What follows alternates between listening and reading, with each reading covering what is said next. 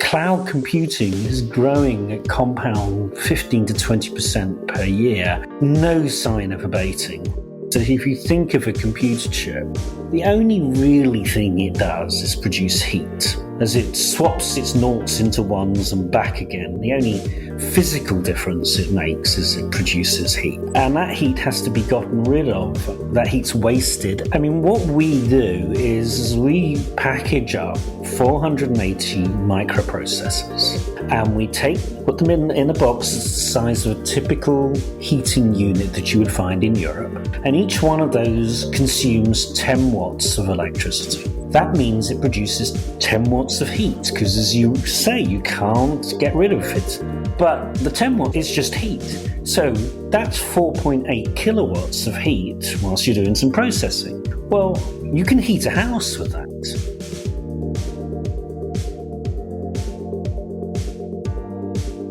Welcome to Mindful Businesses, presented by Sarani, and I'm your host, Vidya Iyer. In our podcast, we bring to you brands that are mindful in their practices and processes.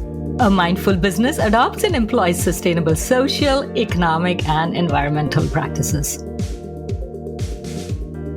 Today, we have with us Garry Felgate, Chair and Energy Lead at Thermify. Smart Green, using energy twice. He joins us from Berlin, Germany. Welcome, Garry. Good afternoon, or good morning, should I say.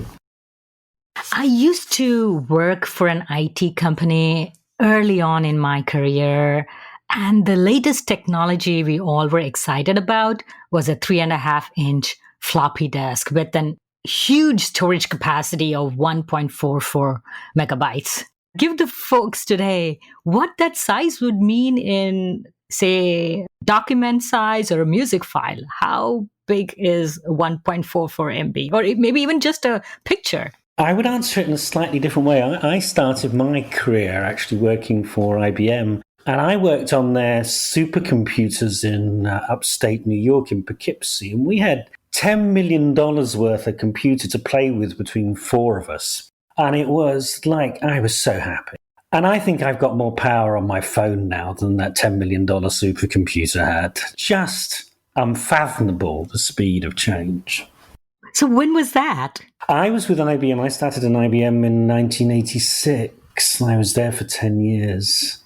I was a rare beast at IBM. I was quite good at maths and I could program in Fortran, and they were moving into the supercomputing in the energy space. And I got the privilege to go out to Poughkeepsie and play with this amazing kit with these really talented people from all over the world. But as I say, I think my phone has more power than that machine has.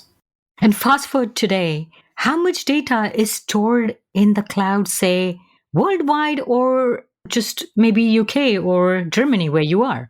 I can't tell you the amount of data that's stored in the cloud. What I can tell you, I think it was about a couple of years ago, every 2 days we were taking more photos than we had taken in the whole of the world up to that time. It was just this exponential growth of data that's being stored. But one of the things that we're seeing is cloud computing is growing at compound 15 to 20% per year. No sign of abating. Mm-hmm. Everything we see is being done in the cloud. The volumes are unimaginable and insatiable.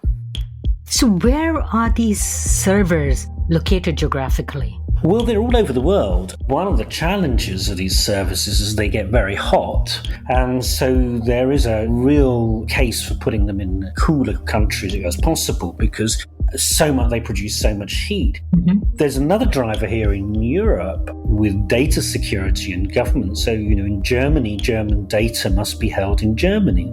In Britain, British data must be held in Britain. There's a finite amount of space where you can put these data centers. Mm-hmm. The other thing is, as they say, that, cooling them is the real challenge.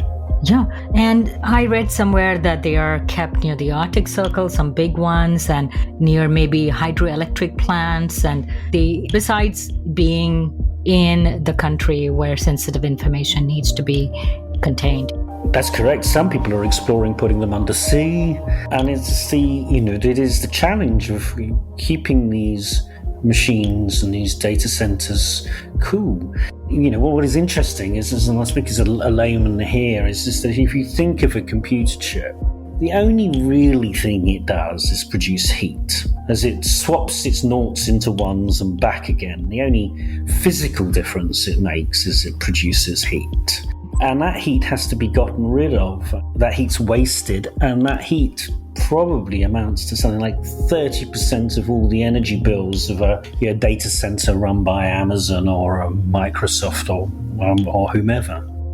Recently, there was a research conducted by 5 scientists from Northwestern University, Lawrence Berkeley Lab, and other independent research labs, which they said the increase in consumption in these cloud storage facilities, which have become as large as football fields, they're becoming more and more efficient, and they haven't actually grown at the alarming rate that they were expected to. I think that's correct. They have become increasingly efficient. But I'm going to turn that round completely, if I may, on its head and say, what if you could use that heat for good? What if you could turn that waste, that struggle to make it more efficient, which is indeed good? I've worked in efficiency all my life. It's if you don't use something, it is good.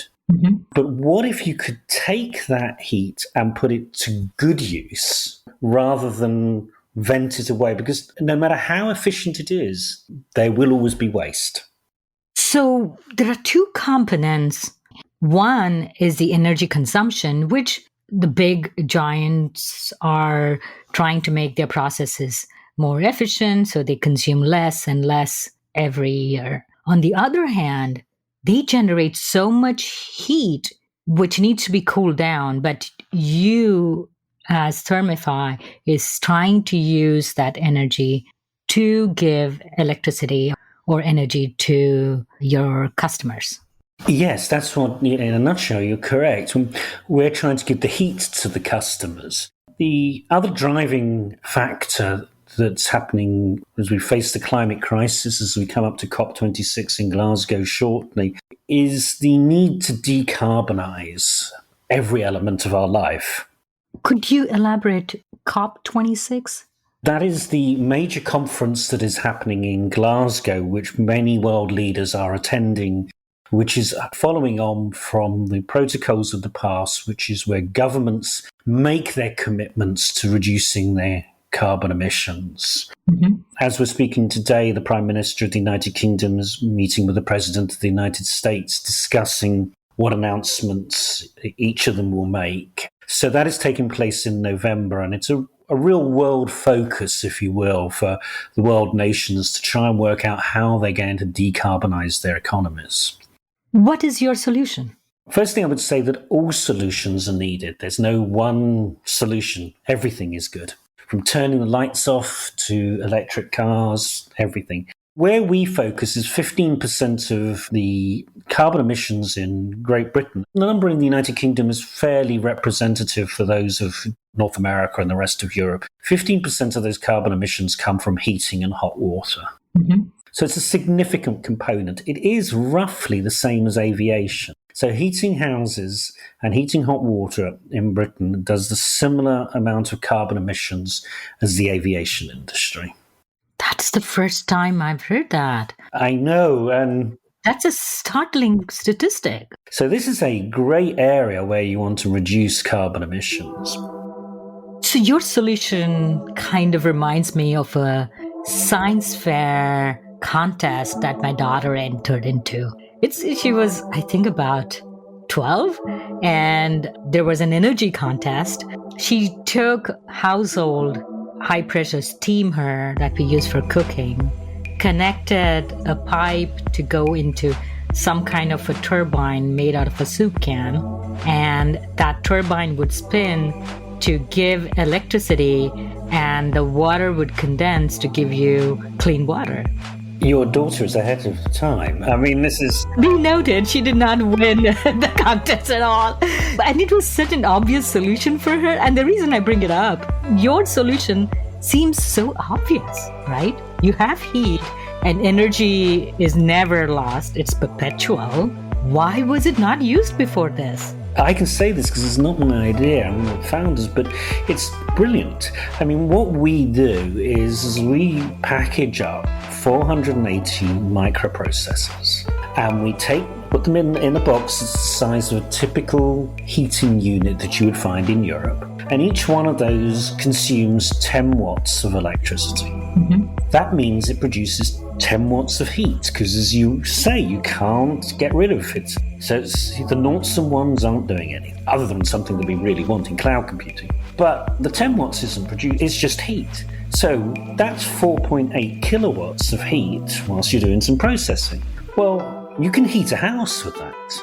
How long can you heat a house? On a well-insulated house with that, you can heat it throughout the year and provide all its heat and hot water. Running somewhere between, depending on which season you're in, running between somewhere between 2 and 14 hours a day. I would be happy even if it satisfied 50%, not even looking at 100% substitution to gas or coal or oil at this point in time. But here's the delight, if I would put it, because in my background is I'm working in climate change, but there's another real social problem that we face in the United Kingdom, and that is that people can't afford to stay warm. The energy bill is too high. Now, in our solution, all of that electricity that's producing heat is being paid for by the person who's doing the compute, because they want the noughts and ones to flip, and they'll pay for it. And we just charge a market rate. We're not charging anything unusual. We're saying, look, we'll do your rendering for you. We'll do your mapping for you. And you pay us and we'll just do it for you. And you pay us what you'd pay anybody else. And meanwhile, we get this byproduct of heat, which we can charge what we'd like for. And we're going to charge a very, very low price. So we're in conversations with major cities for houses for less wealthy people to be able to provide them their heating at a much lower cost than they would otherwise be able to do. Which is why, why I think we're a mindful business, because we can actually, as well as looking at reducing the impact of climate change, because we'll use less energy, we will be delivering on a key social cause, which is enabling people to stay warm and have hot water at a price they can afford. Very often, even solar or other forms of renewable energy solutions that are available, they haven't become efficient enough.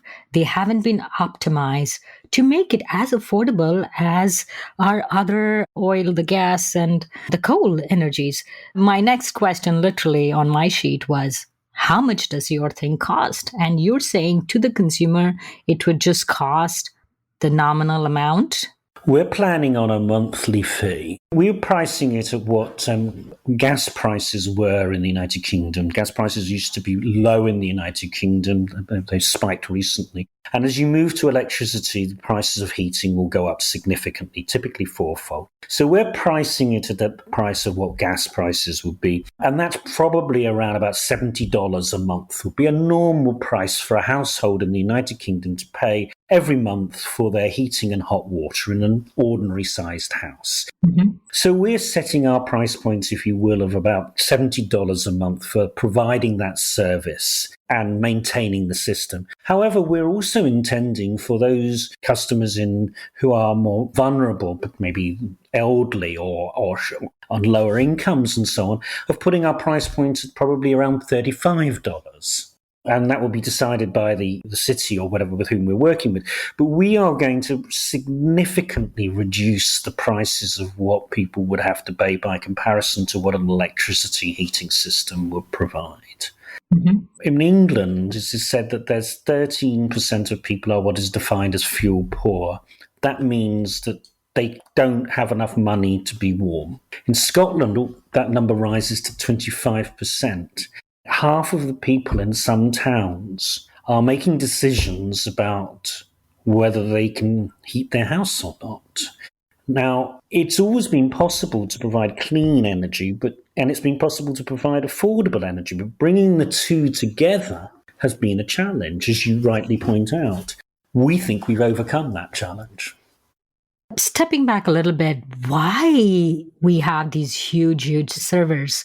Email, electronic way of communication, digital communication, was considered a more eco-friendly solution. We would have this statement on our signature, print only if you must, something like that. But that has in fact caused some problems, right? Like right now. Yes, it has. I would say that if you look at, one of the interesting cases as we've all been through the pandemic, as is the significant increases in online shopping. I read an article this morning for one of the biggest problems is getting rid of all the cardboard and the packaging that comes in. Mm-hmm. But nonetheless, if you have, let's say, 1,000 people driving to Walmart to go shopping, and instead of 1,000 people driving to Walmart going shopping, they are ordering online from Walmart. Even though the energy use on the data center or the cloud has gone up, you've taken 1,000 journeys out. So this growth in data usage it can be a real force for good, because I haven't traveled. Yeah, there is just one truck which is going around making these 1,000 stops than 1,000 cars individually going to Walmart. Yeah, where we are in Berlin, that truck is an electric truck. Which we in the US, I don't know how many of them are electric right now. Yeah, the growth in compute not necessarily be a bad thing. You and I are having a conversation across continents. In the past, I'd have gotten on a plane. And all of that is facilitated, and all of that could be hosted on one of our heat hubs, producing heat as we talk to one another across continents. We could be heating someone's home at the same time. So if I understand your solution, it can be stored. Is there any energy that is lost, or is it like literally 100%? Is there any energy loss? There is a modest amount lost. So imagine a cabinet, and inside that there's the processors. All of that heat up to now would be waste. Mm-hmm. We are at the moment getting efficiencies of 80% of the heat out of it. And our objective working with universities in Wales is to try and move that number up to 90%. But so we're getting 80% of the energy out of it. Bear in mind, in the data center, all of that energy would be dissipated. And it is clean right now. So if the data centers use renewable energy, and then you use that to electrify homes, we will have a cleaner energy solution. That's right. We're working with a company at the moment who are going to provide us with 100% renewable or clean electricity to the home. So we will be using entirely clean energy. We'll be using it twice, because we'll do the compute processing and we'll be heating the home. If we want to think about reducing the energy consumption, regardless of if it's renewable or not, it is good to conserve, right? So do you think simple steps like somebody told me that don't do reply all, or just don't keep on randomly subscribing to many newsletters or websites, do you think that really even matters, or is it just too small?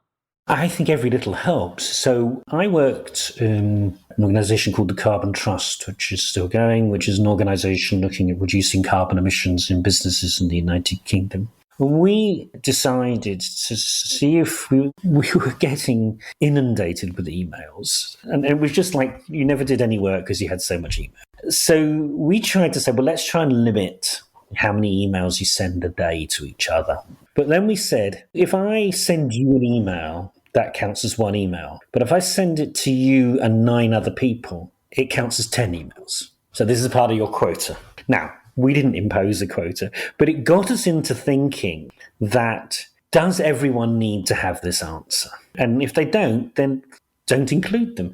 Now, one wants to be open and transparent. I think most of us would say that we get email overload. And I think for our health, it's a good thing to reduce that as much as it would be to reduce demand on processing. So whose innovation is this? Is it yours or? No, it's not. I've known Adam. He invented it, and I was brought in at a fairly early stage because of my energy background. We've patented the idea. And we have the patents in the United States and the United Kingdom and the European Union. And we really relaunched the product as of last November with bringing in a new CEO, Travis Tyner, who's also based in Berlin, but out of Silicon Valley, so understands the IT side so much stronger than I do. So what was his journey? How did he come across this innovation? This innovation was started by Adam Pulley in England. Mm-hmm. He is someone who has worked in the IT space for many years. He made the obvious connection that processors give out heat. I mean, if you think about the laptop, or my laptop at the moment, it's plugged into something which is kind of looks like a brick, the electricity, and that brick gets hot and the laptop gets warm. And he just came up with the idea of, can you take the heat out of that? And how can you take the heat out of it? The development has been subsequently done on terms of how you can efficiently get that heat out by our CEO, Travis Tyner, who has basically built a system whereby you can miniaturize the whole process so that you can get these very small chips, which are the size of a credit card, and actually take the heat out of them. Give people a visual, like say you want to do like a flow chart. This is my home. What physical things you'll put in my home and how will it get to me? Can it be retrofitted? Yes, it can be retrofitted. Forgive me, our first market is the United Kingdom. And typically you have a gas boiler in the United Kingdom. And I guess typical gas boiler would be, and I tend to think in metric, but I guess it'd be about 4 foot high by 2 foot wide by 1.5 feet deep. And it sits on your wall. It has an electricity connection because to provide the spark, and it has a gas connection coming in to burn the gas. And then it has a water pipe coming out with hot water, returning back with cold water as it's gone round the radiators in the house. So that's a classic system. Mm-hmm. We will replace that box with our heat hub.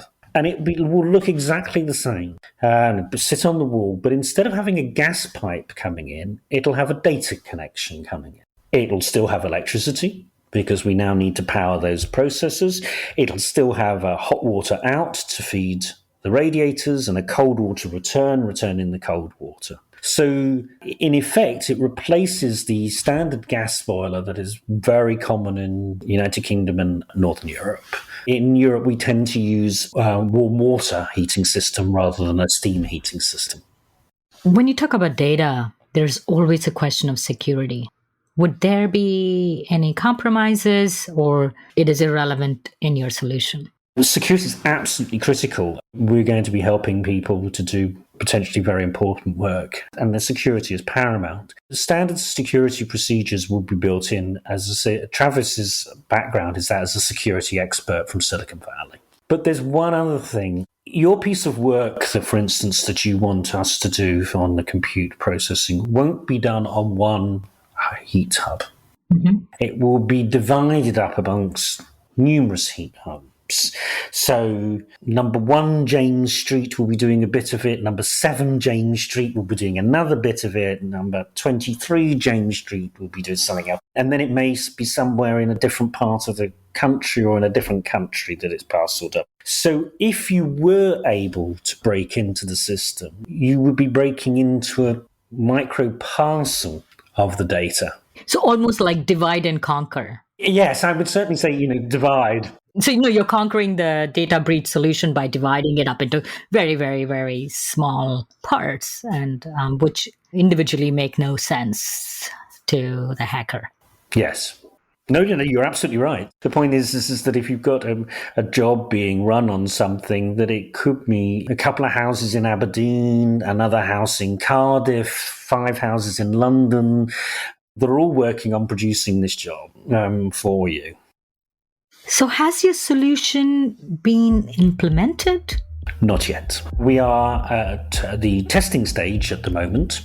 We've been supported by the UK government on modelling the performance, and we're now being supported by the Welsh government to do a full test in the University of Swansea, which will start shortly. and we are in good negotiations for the potential rollout of 6,000 units to a British city, but that's at an early stage at the moment. We are hopeful that come next year, 2022, will be the start of our rollout of our systems. What do you think your market capacity is? What is your total addressable market? Or even how much you think you can get in the next couple of years? How many homes? So in Britain, there are 26 million homes, of which 23 million have gas boilers. The British Committee on Climate Change has said to reach the targets, you must replace all of those gas boilers by 2050. And to deliver that number, Britain must replace 20,000 gas boilers with an electric alternative every week between today and 2050. That's our addressable market. So my next question is, do you think you have the capacity to do that? That is a difficult question to answer. The straight answer is we will be part of that solution, not the entirety of that solution. So there will be a lot of electrification solutions. Our business plan at the moment, when we're fully running, is about 40,000 units per year in the early first couple of years. And to put that into perspective, that's 2 weeks sales we're targeting. So why did you patent it? Why not sell it as a turnkey? There are some other innovators that I've spoken to who see the problem so urgent and so large, they feel that they are not capable by themselves to offer the solution. I'm not saying that is the path that you would like to take. Everybody would like to take care of the innovation. But some of them felt that we would set up similar solutions on a turnkey basis. It is a very good question, and it is a question that as a board or as colleagues we have mulled over. We have looked at all sorts of alternatives. I mean, one of the things that we have written into our shareholder agreements is, that this company must continue is a purpose-driven company. And our purpose is twofold. Clearly, reduction, the climate crisis and what we can do to do that, and affordable energy. The second element is absolutely critical we wish to protect that. So we have written that, if you will, in our constitution. In terms of our patents, we do hold those. We thought about this, and to get started, we need a lot of capital. This is not a software business. This is not an app. We have to build an expensive piece of kit, and we need to buy a lot of things. So we need to attract capital. And the advice we have been given is that you need a number of things to do to attract that capital. And having the patents is one of the best ways of doing that. And we are discussing this, and this is a personal opinion. I very much see that at some point in the future, we will be looking at licensing agreements and so on, so that we can make this available. We can scale to a far bigger number through parties and other organizations. But for the first 2 years to get it off the ground, we took the view that the patents protect us and enable us to get that capital. Why not introduce licensing along with this? The door's certainly not closed. I mean, far from it. At the moment, the focus is very much on getting the first working products into the first homes. So that's really where we're focusing on. And we should have this conversation again in a year's time. Don't get me wrong. I love your innovation so much. I feel everybody should have it. Why restrict it to UK? I have a boiler in my basement, which annoys the life out of me. I'm like, why am I not doing this? That's sort of the thing. Like, I want everybody to be doing this. And if you look, I understand the VCs, they want their capital, their investment to be secure, to give them the turns that they need and all that good stuff. But also licensing is a good revenue stream. But I do understand that we have to get the first 6,000 units, you said. Mm-hmm. One of the challenges we have at the moment is on a technical one, which is that, as I mentioned, we are designed for a system that is a warm stroke hot water solution for heating the home. And the North American model is steam solution. Mm-hmm. And our technology at the moment won't deliver to the American and Canadian models. Although we have a professor at the University of Nottingham who has an idea on how he can ramp up our system to the heats that it might at some point produce the level of heat that steam. But our initial market is that of Northern Europe. But you're right, we do need to grow. We've also seen real markets in the Southern Hemisphere as well, particularly parts of Australia and New Zealand and so on, which have got remarkably similar heating systems to that of Northern Europe. So let me segue to another industry, which is the energy guzzler that everybody's talking about, cryptocurrency and its mining. Can you offer a solution there? Because it's not going to go away regardless of how people like it or how passionate people feel about it, whether it's like or hate or somewhere in between. They're not going away, in my opinion. The energy use in cryptocurrency is significant. I think I read a statistic that Bitcoin mining is the same as the energy use of the Netherlands or Argentina. And you're right, it's not going away. We talk about this quite a lot because cryptocurrency takes a lot of energy. We can do that.